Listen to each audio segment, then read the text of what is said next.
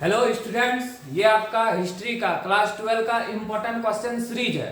हम जो है प्रत्येक सेट में 30 या 40 क्वेश्चन कराएंगे, उससे पूरा रिवीजन हो जाएगा। पूरा चैप्टर का एग्जाम में यही आएगा। इसमें PYQ है और मॉडल सेट भी है, तो ध्यान से इसको देखना है। और जो हम स्पेशल क्वेश्चन अलग से बताएं उसको भी ध्यान रखना है, तो सब तुम्हारा जो है रिविजन हो जाएगा। चलो देखो, इसको 1 नंबर से शुरू करते हैं। पूरा चैप्टर भी रिविजन हो जाएगा। अगर अभी तक कुछ नहीं पढ़े हैं तो ये वीडियो से ही 80 में 80 नंबर आ जाएगा, इतना हम गारंटी लेते हैं।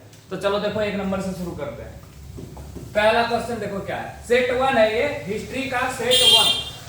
निम्न में से कौन सा स्थल रावी नदी के किनारे स्थित है? तो रावी एक नदी है, इसके किनारे कौन सा स्थल है? हड़प्पा। अब थोड़ा और जानकारी। हड़प्पा की खोज 1921 में हुई थी। किसने की थी? राय बहादुर दयाराम साहनी। राय बहादुर दयाराम साहनी ने खोज की थी हड़प्पा की। चलिए देखिए इधर क्या क्या क्वेश्चन आ सकता है इसमें। हड़प्पा की खोज कब हुई? 1921। किसने की? राय बहादुर दयाराम साहनी। किस नदी के किनारे है? रावी नदी के किनारे। चलो अब आगे देखते हैं।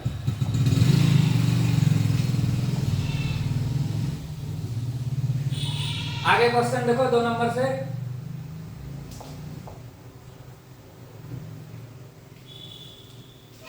दो नंबर क्वेश्चन क्या है? देखो इधर।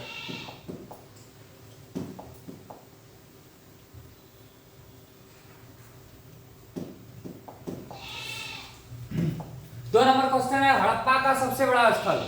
हड़प्पा का सबसे बड़ा स्थल पूछे धोलावीरा और नगर पूछे तो मोहनजोदड़ो। तो यहाँ धोलावीरा नहीं दिया है ऑप्शन में, तो यहाँ पे मोहनजोदड़ो होगा। इसके बारे में कुछ जानकारी। मोहनजोदड़ो की खोज 1922 में हुई। किसने की? राखल दास बनर्जी। राखल दास बनर्जी। और ये जो है मोहनजोदड़ो, इसको मृतकों का टीला कहते हैं। बहुत इंपॉर्टेंट क्वेश्चन। मोहनजोदड़ो को क्या बोलते हैं? मृतकों का टीला। मृतकों का टीला हो गया। अब अगला क्वेश्चन। सिंधु घाटी सभ्यता में एकमात्र बंदरगाह क्या है? लोथल। क्या है? लोथल। और लोथल कहाँ है? गुजरात में। कहाँ है? गुजरात में।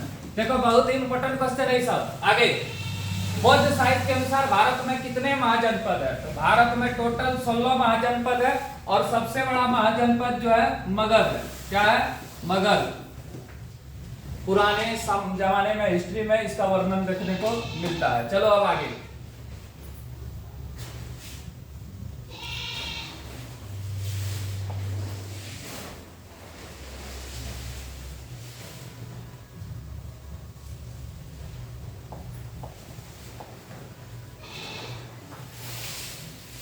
अब देखो अगला क्वेश्चन क्या है। दक्षिण भारत में स्थित भारत का एकमात्र महाजनपद क्या है? दक्षिण भारत में स्थित जो है भारत का एकमात्र महाजनपद, उसका नाम है असमर। क्या नाम है?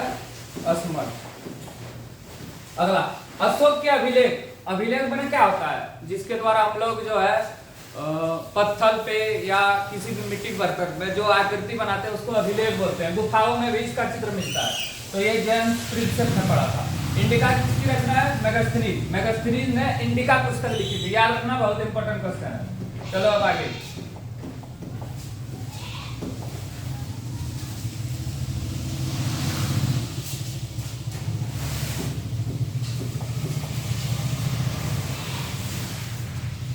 ये क्वेश्चन तो सब जानता है। महाभारत का युद्ध जो है कुरुक्षेत्र में चला था। कितना दिन? 18 दिन तक चला था। कौरव और पांडवों के बीच जो है युद्ध चला था, महाभारत का युद्ध। और महाभारत में 8 प्रकार के विवाह का वर्णन है। चलो अब आगे देखते हैं।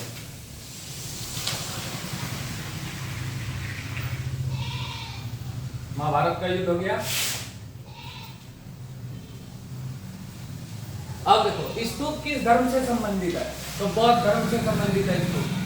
स्तूप क्या होता है? जैसे वहां पे है स्तूप, क्या बोलते हैं? भोपाल में सांची का स्तूप, मध्य प्रदेश भोपाल में एग्जाम में आया है, रायसेन जिला में। महावीर स्वामी का जन्म कहाँ हुआ था? कुंडग्राम। कुंडग्राम नहीं रहे तो वैशाली, क्योंकि वैशाली गणराज्य में कुंडग्राम पाया जाता है। मुक्तिदाता की कल्पना बौद्ध धर्म की किस शाखा में है? तो ये महायान है। हीनयान, महायान ये सब होता है। पुराणों की संख्या कितनी है? तो पुराण टोटल 18 है। क्या तो है? पुराण 18 पुराण है, याद रखना।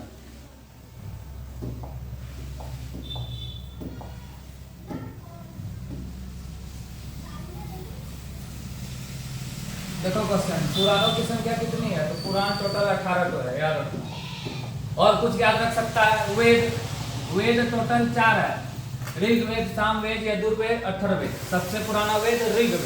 उसके बाद वेदांग अगर पूछे तो वेदांग कितना है? 6 ठो है। आगे, अल बिरुनी किस भाषा की जानकारी नहीं था? मतलब अल बिरुनी जो था उसको किस भाषा की जानकारी नहीं था? यूनानी भाषा था। ये तीनों भाषा वो जानता है। इब्न बतूता ने किस पुस्तक की रचना की? इब्न बतूता ने रिहला पुस्तक की रचना की। और याद रखना, एग्जाम में क्वेश्चन आता है, इब्न बतूता किस देश से संबंधित था? मोरक्को देश से संबंधित था। आगे,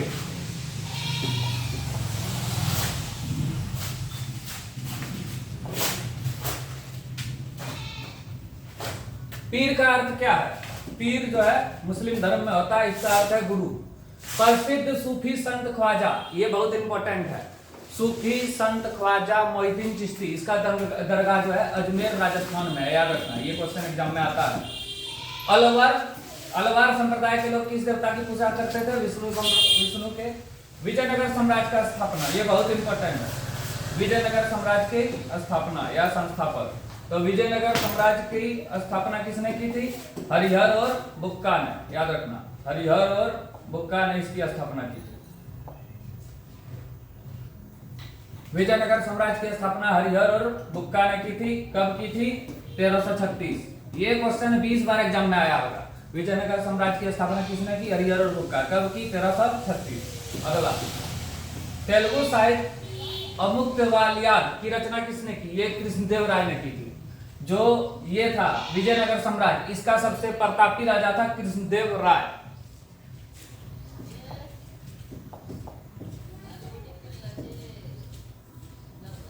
चलो आगे, ये बहुत इंपॉर्टेंट क्वेश्चन है। अकबरनामा की रचना किसने की? अकबरनामा पूछे या आईने ए अकबरी पूछे, दोनों की रचना किसने की? अबुल फजल। अकबरनामा के ही नया जो रूप है उसका नाम है आईने ए अकबरी, इसकी रचना अबुल फजल ने की थी, याद रखना। अकबरनामा या आईने ए अकबरी की रचना किसने की? अबुल फजल। अब आगे,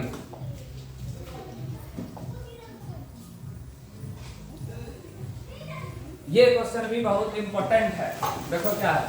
संथाल विद्रोह कब प्रारंभ हुआ? तो संथाल विद्रोह जो है 1855 में प्रारंभ हुआ। किसने शुरू किया था? सिद्धू और कान्हू। सिद्धू और कान्हू दोनों भाई था, वही शुरू किया था। ये दामिनी को क्या है? संथालों की भूमि है। 1793 में जब अस्थायी बंदोबस्त लागू हुआ उस समय बंगाल का गवर्नर कौन था? कार्नवालिस, लॉर्ड कार्नवालिस इसका पूरा नाम है।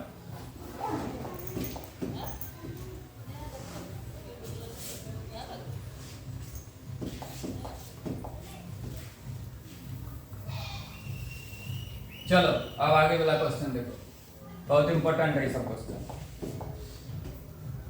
मॉडल सेट मतलब क्या हुआ? जो क्वेश्चन दिया है उसके बारे में पूरा जानकारी होना चाहिए। 1857 का विद्रोह कहाँ शुरू हुआ था? जिसको सिपाही विद्रोह बोलते हैं या भारत का प्रथम स्वतंत्रता संग्राम बोलते हैं। ये शुरू हुआ था मेरठ से। मेरठ कहाँ है? यूपी में। कब शुरू पूछे तो 10 मई 1857। ये बहुत इंपॉर्टेंट है। सहायक संधि व्यवस्था को किसने प्रारंभ किया? ये सहायक संधि जो है इसको शुरू किया था वेलेजली ने। चौरा चोरी कांड कब हुआ? 4 फरवरी 1922। चौरा चोरी कांड क्या है? महात्मा गांधी का जो असहयोग आंदोलन था उसके विरोध में ये उसी के मतलब समय ये शुरू हुआ था।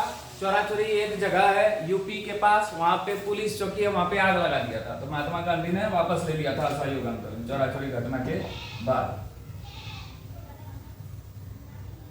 अब अगला क्वेश्चन देखो, महात्मा गांधी के राजनीतिक गुरु कौन थे? तो महात्मा गांधी के राजनीतिक गुरु गोपाल कृष्ण गोखले थे। बहुत इंपॉर्टेंट क्वेश्चन है और बार बार एग्जाम में आता है। देखो यहाँ पे दिया है, महात्मा गांधी के राजनीतिक गुरु कौन थे? गोपाल कृष्ण गोखले। गोपाल कृष्ण गोखले। अगला, भारतीय संविधान सभा का अस्थायी अध्यक्ष। अस्थायी अध्यक्ष पूछे डॉक्टर राजेंद्र प्रसाद और अस्थायी अध्यक्ष पूछे तो डॉक्टर सच्चिदानंद सिन्हा, याद रखना। भारतीय संविधान कब लागू हुआ? बन के तैयार हुआ 26 नवंबर 1949, लागू हुआ 26 जनवरी 1950। 26 जनवरी 1950। अब संविधान को बनाने में 2 वर्ष 11 महीना 18 दिन लगा, कैबिनेट मिशन के द्वारा बना। संविधान के निर्माण में कितना समय लगा? 2 वर्ष 11 महीना 18 दिन। सॉरी यहाँ है 2 वर्ष 11 महीना 18 दिन, 3 नंबर। तो ये टॉप 30 क्वेश्चन कंप्लीट हुआ है। 30 क्वेश्चन, लेकिन हम बता दिए 2-3 करके टॉप 100 क्वेश्चन, तो इसको बढ़िया से ध्यान रखना है, यही पास कराएगा। ठीक है, थैंक यू।